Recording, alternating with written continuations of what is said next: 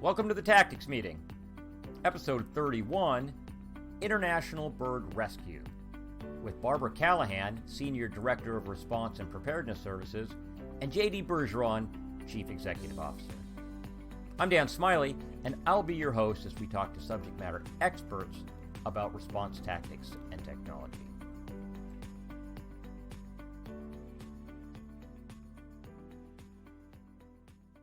Today on the podcast, we're going to talk to International Bird Rescue. We have Barbara Callahan. Welcome to the program, Barbara. Thank you so much. And we have JD Bergeron from International Bird Rescue. Welcome. Thank you, Dan. We're glad to be here. So let's start with JD. JD, how long have you been with International Bird Rescue, and how did you get into the wildlife rescue business? Yeah, I've been with International Bird Rescue for 6.5 years. I came to the organization quite late in its development, about 44 years in. There was a transition, and the board really wanted to make sure that the next director was going to be somebody who was very focused on the organization and its growth, while so many of the teammates were deeply experienced with the spill response side. So that's actually why we have Barbara here. Her depth of experience in spill response is pretty much par none or par very few in the world. And I am here to help make sure that the organization continues to deliver into what is a very changing dynamic in the world. Well, it sure is a changing dynamic. People are consolidating, the rules are changing. It's a fast-moving target. So I think your board went down the right road. And Barbara, experience second to none, I hear. JD just said it. That he did say that. Thank you, JD. But it really means I've been around a long time. And our world is changing. We had some opportunities in the early days that probably wouldn't come around today, but gave us tremendous experience. So Barbara, how long have you been in the wildlife rescue? I think I'm pushing 25 years with bird rescue. I was a wildlife rehabilitator for 10 years before I came to bird rescue. And I'm a biologist, so it's what I do. I've loved birds my whole life. And it's not just birds, right? Tell me a little about International Bird Rescue. What is the scope of the wildlife work that you do? Yeah, the name can be deceiving. Our specialty are birds that live in and near water. Obviously, our background comes out of oil spills, and birds that live in the water are the ones usually most affected by oil spills. But this organization has washed mammals, muskrats, beavers. We've washed reptiles, snakes, amphibians. Really, it is about our day-to-day specialty being waterproofing and water birds. But in an acute crisis, we will deal with any animal, any wildlife that is impacted, so long as the regulations allow it. So, of course, we work with partners on things like sea otters and marine mammals, but we certainly have protocols set up to build a system that deals with any animal that comes in. And Barbara, who are your clients for the most part? Are they solely oil transporters, stores, or do you have a broader range of clients than that? We do have a broader range. Certainly our oil industry partners are, have been by our side for many years, some of them even from the very beginning days. I'm sure JD will talk about our inception, and also governments, sometimes related businesses who certainly the Osro community has brought wildlife in. 20, 30 years ago, we really didn't even get in the room. And today wildlife almost always has a seat at the table. And that's really critical because, as you and I talked, Dan, those hours or minutes are ticking. As soon as there's oil in the environment, we want to protect those animals. So we do so much with oil industry, and there are governments and other companies that sometimes they use us for things outside of oil impact. Maybe they've got settling ponds, or that they want to keep wildlife away from, or maybe they've just got animals nesting near them and they need some solutions, because that's really what we're good at, solutions. All right, well, JD, let's talk about its IBR's inception. What is its history? How long has it been in existence? This is actually our 50th year. The organization essentially came together in response to a major oil spill, about 400,000 gallons of crude oil spilling outside the Bay Bridge, or sorry, excuse me, the Golden Gate Bridge in San Francisco. At the time, folks, I think, were pretty up in arms from a spill that had happened just 2 years earlier in Santa Barbara. That spill led to the creation of Earth Day and a whole lot of other efforts. I think this was the one where people realized, you know what, if something's going to happen, they need to rally. And newscasts from the day talk about hippies and long hairs coming down to the beach to help out. Our founder was a registered nurse that probably fit that category. She took the rigors and protocols of human care and said, you know what, nobody knows what to do. But if we bring some process and we try and we keep experimenting, we will figure things out. Those early days photos show seabirds sitting on wood chips, things like kerosene being used to wash them. Those were best practices at the time. Obviously, the whole organization has been built on always trying to find a better way, always trying to strive to solve a problem. I think one of the benefits of having two full year wildlife clinics, one in the Los Angeles area, one in the San Francisco Bay, is that we're constantly learning. We constantly get a species that just when you think 120 species is enough, you find one that you've never worked with before. This year it was a young Cassin's auklet. We had never gotten a chick before. And so we learned from that. We also raised some western snowy plovers, which are federally threatened, from eggs. Eggs had been abandoned. The things we learned there actually were useful in a spill that we were responding to we're still responding to, but there were oiled snowy plovers just a few weeks ago. You guys down in Orange County right now? Yes. Well, we're at this point, we're mostly supporting the in-facility care, but our team was supporting search and collection, and I think we still have a few folks that are on these hotshot teams if animals are being seen. Barbara, what was your first spill? It was a fish oil spill out of Monterey Bay. That's the first go away spill. I was living in Alaska at the time, which I was born and raised there, spent 50 plus years there. And I worked the Pribilof spill, the citrus spill. We called it the Pribilof spill because it was really an unknown spill for the first week, 10 days. Then they found the citrus ship in port in Dutch Harbor and found that it had some ship trouble. But interestingly, there was no oil on the beach, and the local community in the Pribilof Islands were calling Fish and Wildlife saying there's all these eiders on the beach with oil on them. And they never did find any oil in the water or on the beach.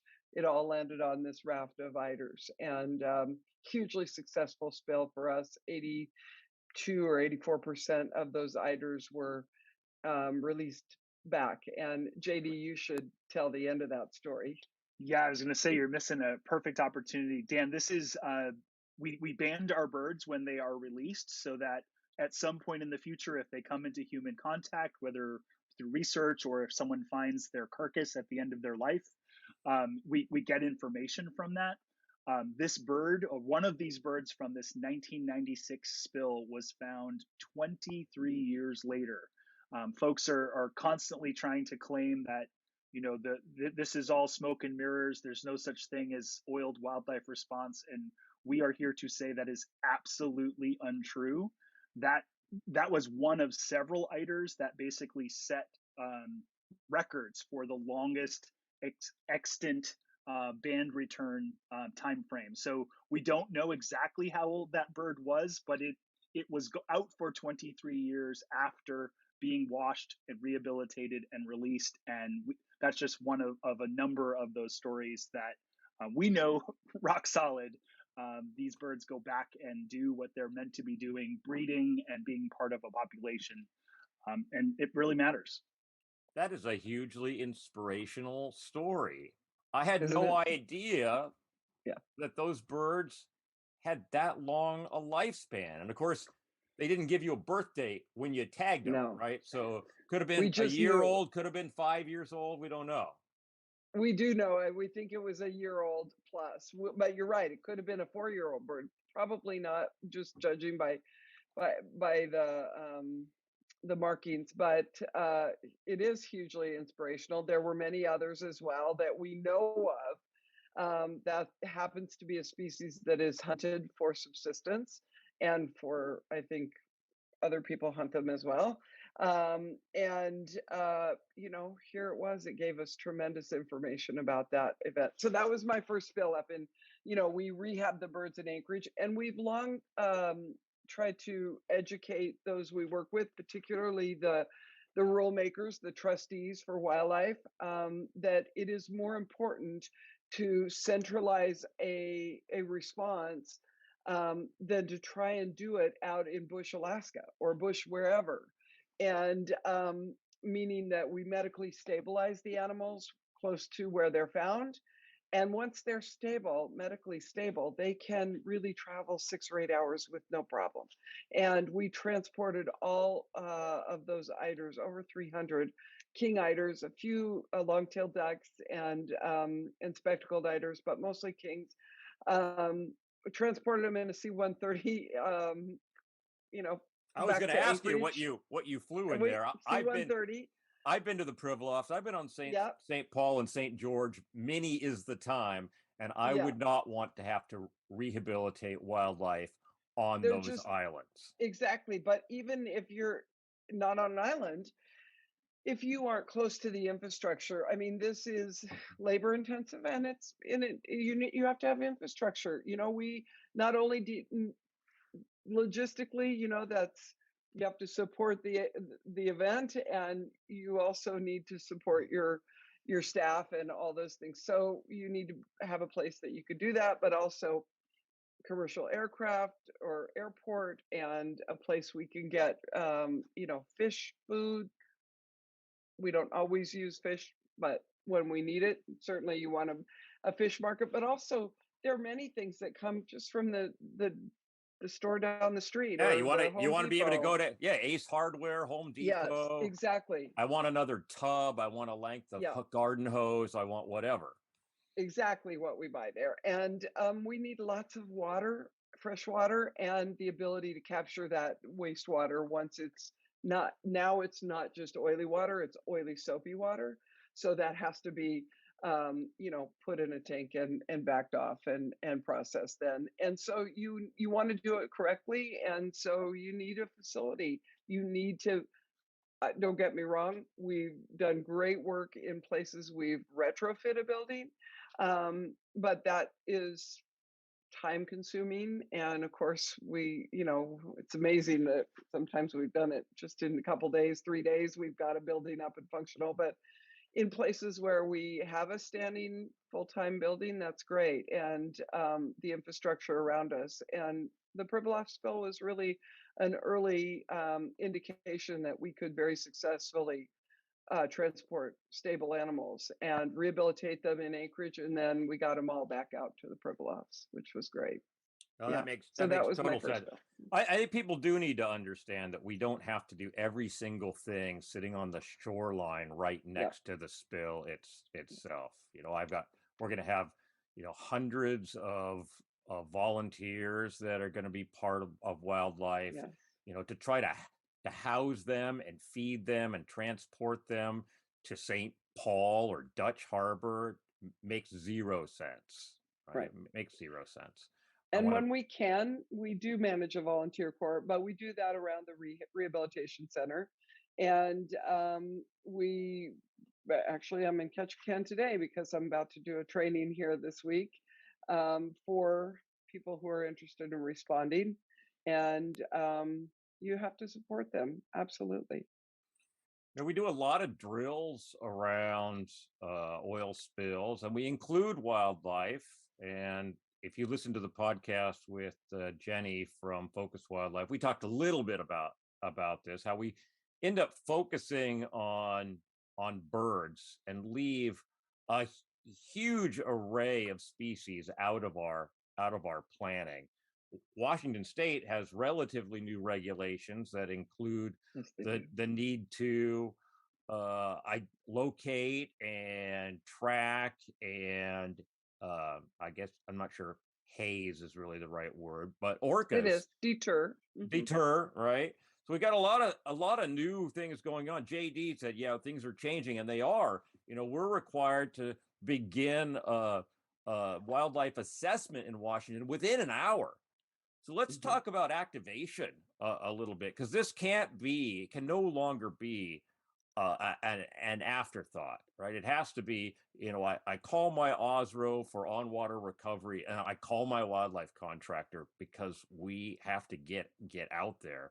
It's so important that we understand that this has to move forward quite quickly. I'm training all of my incident commanders and qualified individuals along this lines, and I'm hoping that this podcast will help out in that regard. So Barbara, can you talk about activation? I pick up the phone, I call you. What happens? You call our 800 number. You're going to get a live senior spill manager, probably myself or my deputy, Michelle. And that number is 24/7. And you're going to tell me what the incident is, where it is, and get us activated. We get on the ground as soon as possible. As you mentioned, Washington State has new regulations. That assessment by somebody who knows what they're looking at. And in Washington, Department of Ecology is very, very integrated into spill response. They're going to have their guys out there as well, and the responsible party is also going to need to bring their wildlife contractor to bear, and to have teams out there looking. I just want to add something to this. Dan, you talked about how we drill wildlife. I think that all of us who do this kind of work, one thing we all agree on is drilling wildlife more. It's when you look at, the front page of the newspaper has a completely oiled pelican, the whole situation flips. The work is best when we practice together, when we practice a lot together. I think another opportunity we've learned from COVID is by not being able to travel immediately to a place, we've been able to virtually engage with either the drill or with even actual responses from the very get-go while we mobilize the team. That becomes a whole other cost-saving opportunity to include the likes of wildlife responders. None of us is as huge as the biggest OSROs. In some ways, we're the wildlife OSROs, and we're small, we're effective, we're cost-effective. But if we don't get to play with the folks that we know as our clients, or even folks who would want to be able to call on us, it minimizes the capacity to succeed as big as we could if we were doing that more. When we activate you for initial wildlife survey for wildlife response, I've been referring to it as wildlife rehabilitation, but I'm told we should really put it under a larger umbrella of wildlife response, right? So we have we have the initial survey, we have capture, we have rehabilitation, we have release. Is that accurate? Yeah. Deterrence. So you've got that. Deterrence, you've got it, exactly, JD. I was going to say that, and you mentioned it before. It's just not one of my favorite words, hazing, but so we call it deterrence. And they have very effective deterrence for whales, as you mentioned, the Okami pipes, and it has to be. They have to be used in such a manner by someone who's trained, let's say that, to be effective. And we're still learning that, aren't we?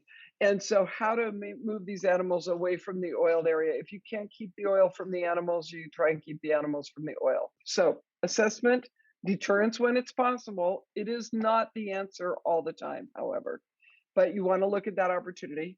Capture, medical stabilization, transport, get them to rehabilitation. And by the way, our founder used to say, oil birds are not a laundry problem. It's not just about the cleaning.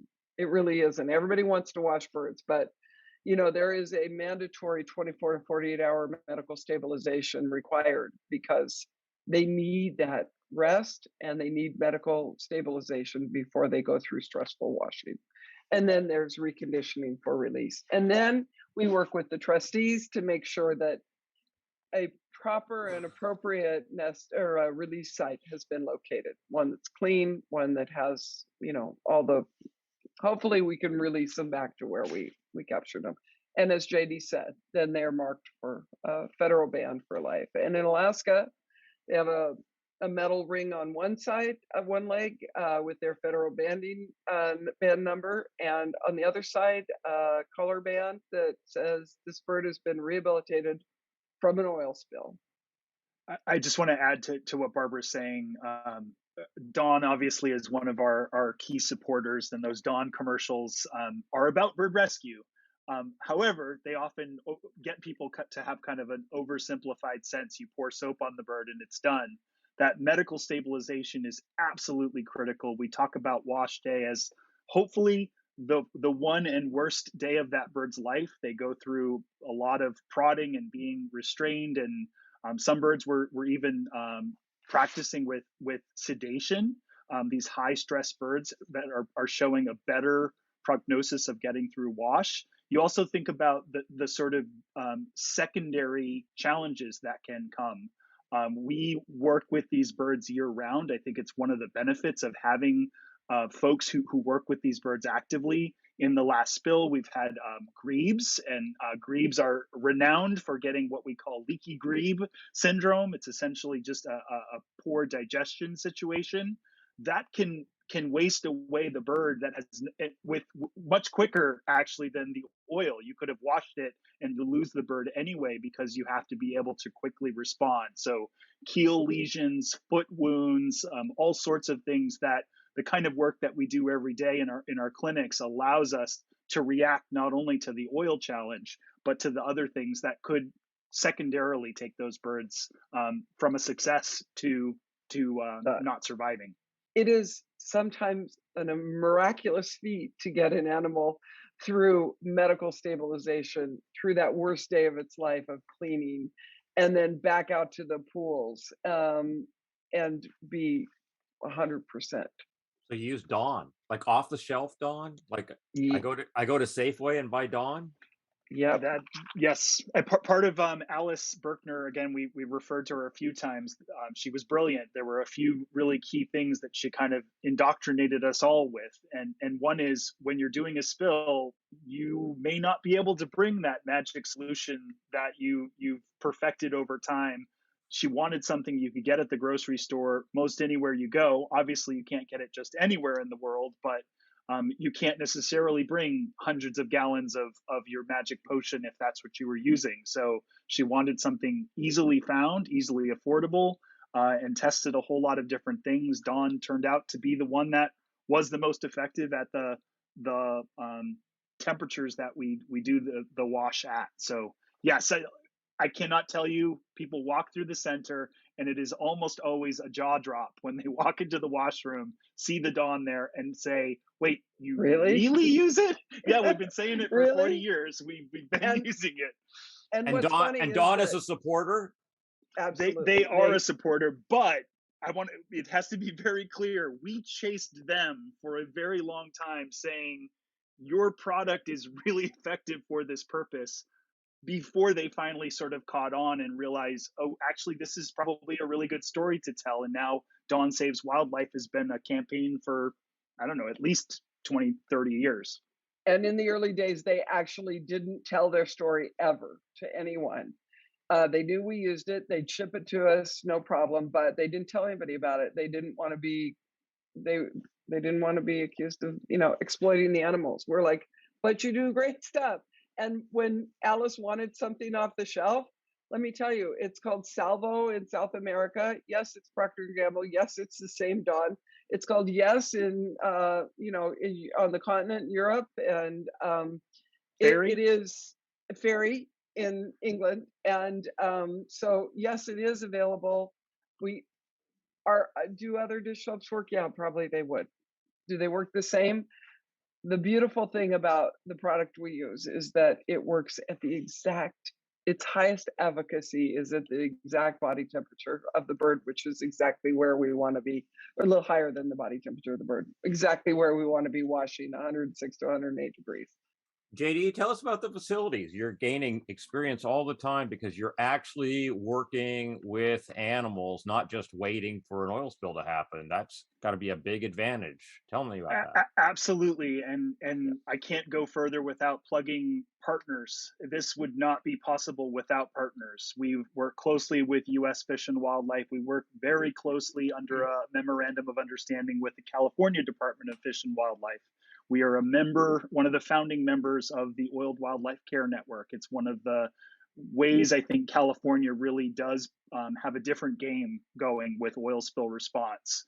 So these facilities, the two that we inhabit, actually are state-built facilities, co-managed with our friends at the Oiled Wildlife Care Network. We get to live in them and do our rehab year-round. We see somewhere between 3,500 and 5,000 birds a year. Biggest year was 2015, just a few rounds ago. We see somewhere between 100 and 125 different species come in, sometimes large scale die-offs or contamination events that are not oil. These kinds of things allow us to practice not only the one bird by bird care, but also the exact response capacity. So very recently, just probably 2 weeks before we got activated for the oil spill in Orange County, we had just finished up a 7-week process rescuing elegant tern chicks. They were nesting in a site in Bolsa Chica in Southern California, which oddly enough is actually a restoration site for an oil spill from 1990, the American Trader, which Bird Rescue worked at as well. Those birds were probably disturbed by an illegally flying drone that was crashed in their nesting site. 10,000 of them abandoned ship all at once. And we basically, they relocated to temporary barges in the harbor. Of course, 10,000 birds plus chicks hatching didn't provide enough room. They literally started falling off. So it's about not only what happens in the facility now, it's also about responding to an acute crisis, activating our team, activating our friends, working very closely with the trustees who get to make the decisions. They maybe indoctrinate us to be able to do the work that we do so well. There were so many folks involved, and I think it really is one of the critical parts of the wildlife side of this spill response equation is that we all have to work together. Jenny, who was on a few weeks ago with Chris, we're both part of a global oiled wildlife response system. The idea is 10 of the biggest oiled wildlife organizations working together to figure out what happens when a spill happens in Nigeria or in a place where there isn't currently coverage. That day-to-day work pays off constantly.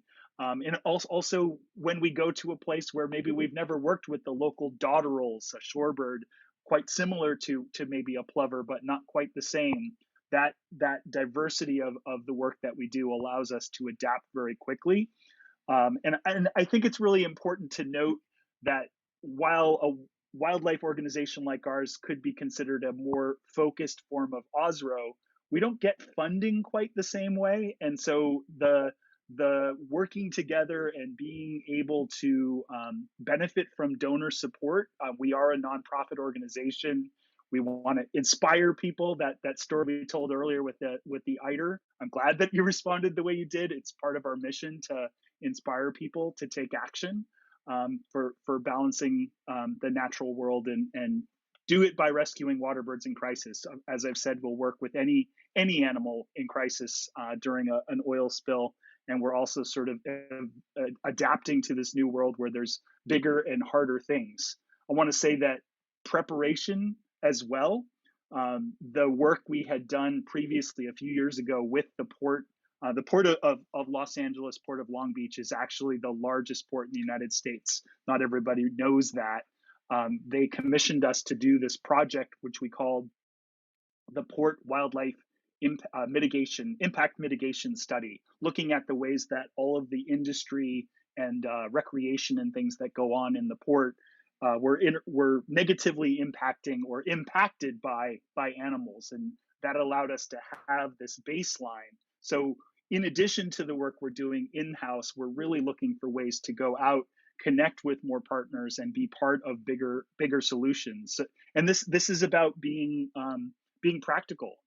We don't have a bunch of member industry organizations paying our bills the way that an OSRO typically does. So we have to be creative, we have to be tenacious, and we have to always be adapting to whatever comes our way. Some of those responses, like the one with the terns in Long Beach, are not paid for. We have to rely on our supporters and hope that enough comes in that we're better off for it and ready to go. Long term, we're hoping to build a impact or wildlife emergency response fund that would allow us to respond to these uncompensated things just as quickly as we do an oil spill. So Because can you get funding from the federal oil spill trust fund, or is wildlife not part of that? It really depends. It really depends. A few years ago, and Barbara was the sitting executive director when the mystery goose spill, something that happened in San Francisco Bay in early 2015. It was quickly noted not to be petroleum, which meant none of the protocols that activate a spill response could work. But what you had was literally contaminated birds beaching themselves just like you'd see in a spill. It just was not petroleum. And we needed to go through a whole process. Barbara was the one to make the call that, yes, she believed our supporters would back us as we rolled out a full-scale response. There was somewhere around 300 birds at the time.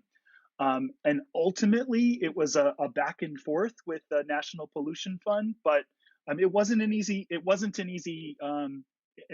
challenge. There were even efforts in the California legislature to try to expand the fund to pay for the kind of work that we're doing. Ultimately, it was compensated, but that's never a guarantee. We will never get paid for the work that we did with those terns. We won't get paid for rescuing essentially 500 common murres, 2015, 2016, 2018, I believe. A few hundred loons affected by domoic acid poisoning in 2017. These kinds of challenges are year-round, and so it really is important to acknowledge the whole village it takes to make this work. And in this process, all of these skills, clinic staff who've maybe spent the last year and a half tucked away doing bird care during COVID, no volunteers, they're now getting skills in the field. We're literally training up our people on all of these experiences and just hoping that it all stays on the right side of the budget system. Well, we're going to need it. The big one in Washington is yet to come, and we hope not, obviously, but we have to plan for that. That's my day-to-day work, and this is a huge part of it. There's nothing, we're going to do a really good job of cleaning oil off the water. We know how to deploy skimmers. We know how to put out boom. We know how to protect shore. We know how to clean beaches. We know how to do all of that. That's going to happen. But we're going to see that, picture of an oiled pelican. That pelican keeps coming back. That same pelican from the Gulf. From the Gulf. Comes back. It's famous, world famous. Well, it's part of our logo. I did want to also add, JD, that we have a turnkey facility in Anchorage as well. That is one we don't we don't staff unless we're activated for a spill, or we use it for training. But it is fully ready. Literally, turn on the lights and you're ready to take animals. Got a water system, pools, everything we need there, and that is the plan for spill. Oil impacted wildlife in Alaska would be to medically stabilize them and then transport them to that facility for rehabilitation. How about Oregon? What do you have no facilities there. And Washington, Hawaii? There aren't any there are no permanent facilities in Washington. about 20 years ago, started to through WSMIC and of course Department of Ecology. They have designed more of a mobile system, and a number of the big Osros have, as well as other organizations have all the wildlife equipment that, basically Western shelter tents and Baker tanks and pools that all come together and make a system. Now, it's designed for up to a certain number of birds, and then after that, they'd be trying to find another solution. There aren't any permanent facilities. I think they didn't want to be trapped in a location, but we know a lot more today than we did ever before. So there's lots of room for planning, isn't there?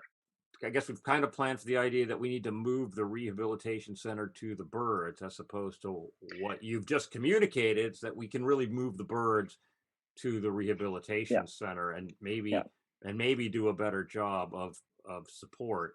What about transporting them across borders? Can I send my birds from Washington to California? It is possible, and it speaks to how those preparations ahead of time, the discussions of what would happen.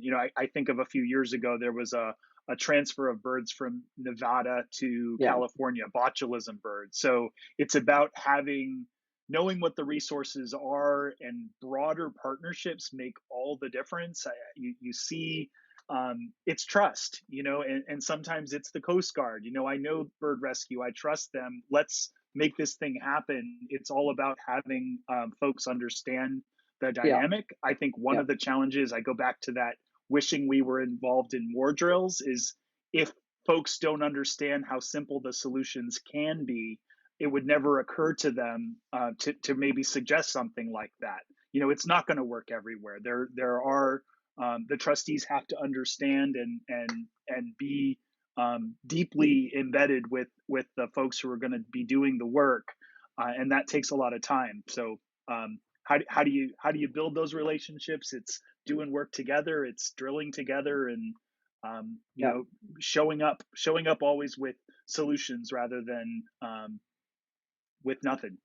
What do you need from me in the early hours? I call you, I activate you on behalf of, one of your member clients. I'm part of the spill management team for Alaska Tankers, for Polar Tankers, for, many others. And I'm activating Osro resources from MSRC or Clean Rivers Cooperative. Do I need to get boats for you? Do I need planes for you? Is there a list of things that you want me to mobilize that you can provide me? Even in that first phone call, what do I need to do to get this recon underway? You're an amazingly astute and experienced spill responder, Dan. And I think historically, wildlife, when we look at who gets resources, we're way down at the list. And so we show up and we're like, wait a minute, my guys can't get out there. My team can't get out there to do the recon or to do that assessment without dedicated boats. Don't put us on somebody else's boat if it's not their mission. Okay, because their mission might be source control, laying boom, whatever. It's got to be a mission-driven vessel that's dedicated to us, and might look different than everybody else's needs. We do well capturing in skiffs and boats that are obviously appropriate for whatever waterway we're in, but we tend to use things like the rib boats because they're low to the water, they're easy to maneuver, they can get us into small spaces. And sometimes in places like Alaska, we need a platform vessel. It might be a decommissioned crabbing vessel like we used in the Sellandake. We had 2 of them set up, and our teams literally, because we couldn't get out to the spill site and back in a day. And so they lived on the vessel for days at a time and launched their skiffs off the side every morning to do that search and collection. So I'm going to say to you, oh, well, we're on the Columbia. Yeah, let's get, the appropriate, I need boats for each of the team, or I need vehicles and boats. We're going to put some in the water. We're going to have some on the land. And activate the Osro stabilization trailers. There are a number in Washington and Oregon, but there's only a couple in Alaska. So yeah, that's an easy. The wildlife trailers from the Osro that's an easy that's an trick. easy That's an fix. easy Yeah, trigger to pull, right? I tell sure. the MSRC response manager to roll the wildlife trail. I just need to tell them where to put it. But Yep. the initial sortie of vessels are all doing oil spill cleanup. MSRC can facilitate getting the resources if I tell them Yes. that's what I want. But Right. You need me to say, I mean, I think that's the problem. Every spill is so different, but you can almost always bet at some point we are going to need to be up in the air to do that wildlife assessment. So I think at some point we are going to need fixed wing, and we are going to need vessels. But what kind and how many, I think, always comes down to what's happening with that individual spill.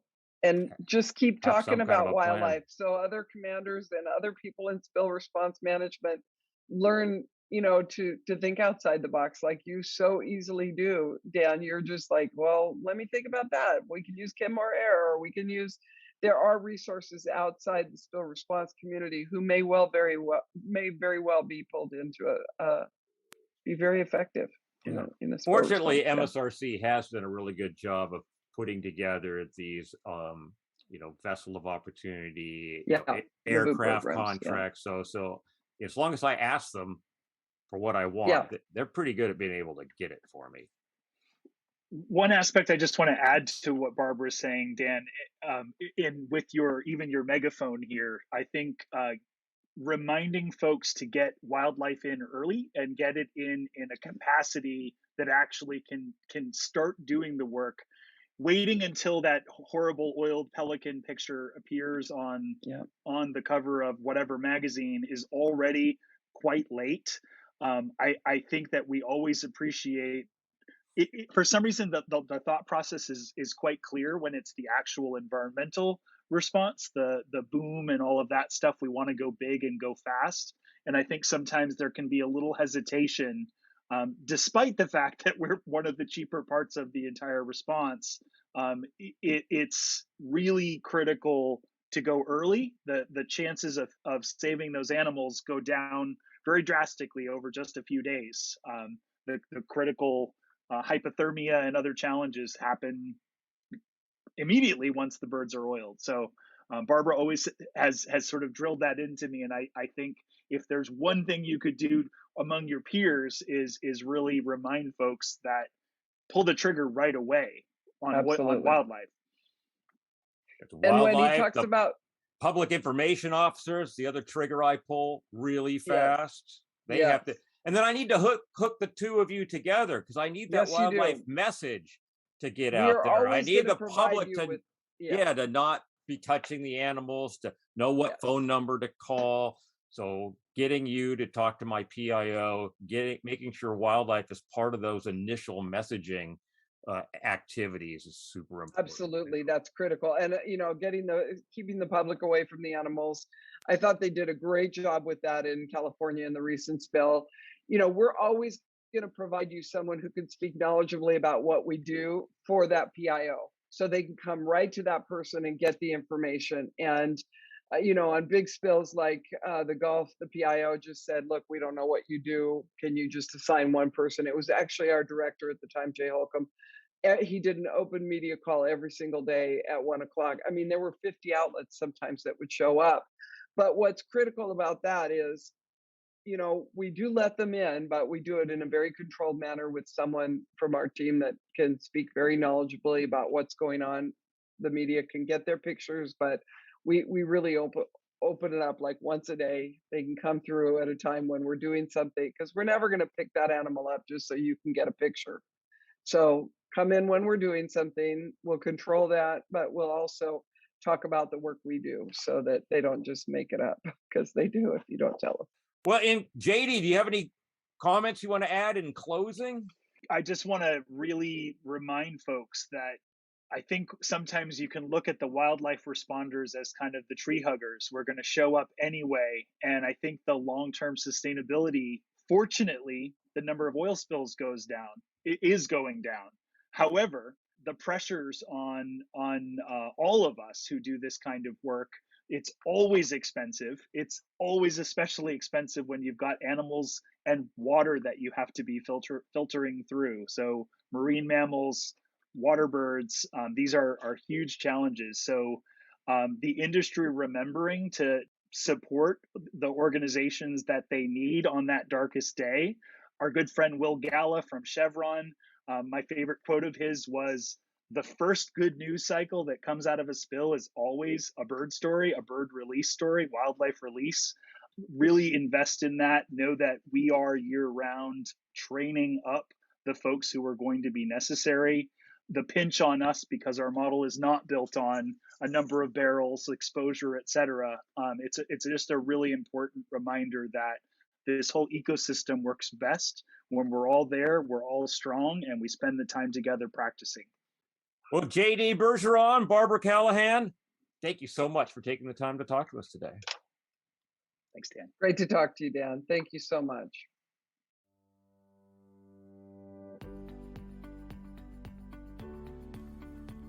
Thank you for taking the time out of your busy day to join us for the tactics meeting. I hope you found the guests and the information that they had to give us about wildlife response helpful. Please share it with your coworkers. Feel free to use it in your training classes. It's completely open and free to use. If you would like help with training, HAZWOPER, crisis communication, drill design, please feel free to give me a call at 206-495-3805. We have a new email address for the podcast, and if you have ideas for the show or want to be a guest, you can email us there. The address is podcast@thetacticsmeeting.online. Thanks again. Until next time.